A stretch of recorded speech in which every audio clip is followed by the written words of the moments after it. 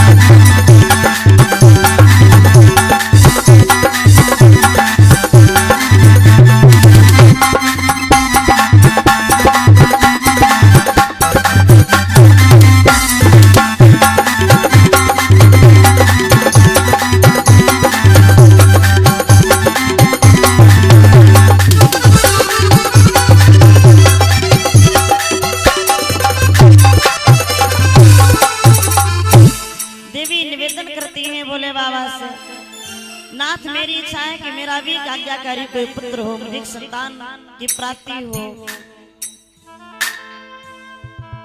बोले बाबा जी मुस्कुराए, ठीक है देवी, अगर आपको संतान की इच्छा है, पुत्र प्राप्ति की इच्छा है कि कोई मेरा आज्ञाकारी बालक हो, तो आप यज्ञ विधान रचो, यज्ञ के द्वारा ही पुत्र की प्राप्ति होगी। ध्यान देंगे, आज मैया पार्वती जी भोले बाबा की आज्ञा पा करके और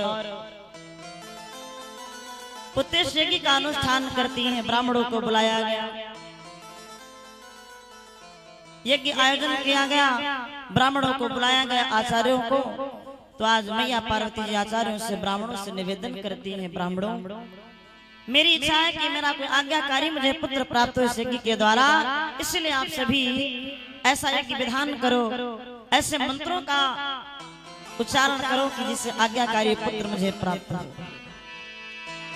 देवी ने कहा ब्राह्मणों से, देवी ने कहा ब्राह्मणों से, कोई यज्ञ विधान रचा जाए।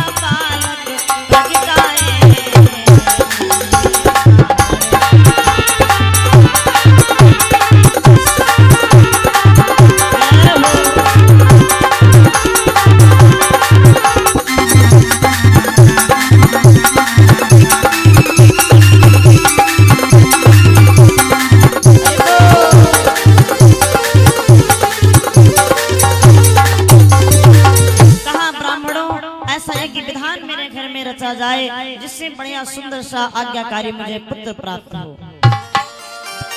ब्राह्मणों ने मिलकर के ऐसा ही एक अनुष्ठान किया। कहा तुम भगवान कृष्ण का ध्यान करो, जिनकी कृपा से आज्ञाकारी पुत्र प्राप्त होगा। यज्ञ प्रारंभ हुआ, मंत्रों का उच्चारण होता है और जब यज्ञ संपन्न होने का समय आया, ब्राह्मणों के द्वारा ऐसा पुत्र यज्ञ करवाया गया। भगवान विष्णु जी की सम्मत से आज मैया पार्वती जी ने भगवान कृष्ण का ध्यान किया और जिससे यज्ञदेव की कृपा से पार्वती जी को बड़ा आज्ञाकारी सुंदर सा पुत्र रत्न प्राप्त होता है। अब जैसे ही पुत्र प्राप्त हुआ मैया बड़ी प्रसन्न होती है। भगवान विष्णु की सम्मति से राधिका रमण का ध्यान किया।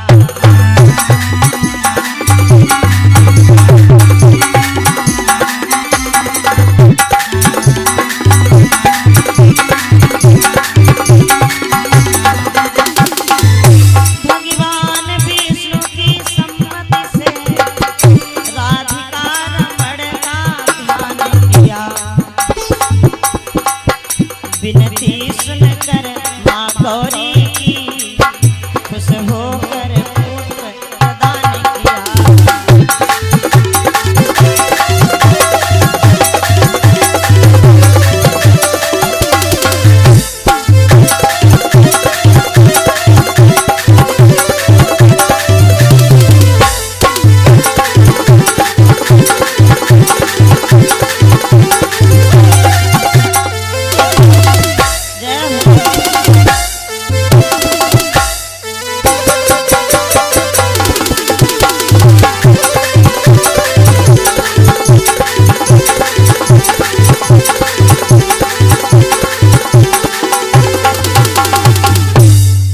बड़ा ही सुंदर पुत्र का जन्म होता है। मैया बड़ी प्रसन्न होती हैं।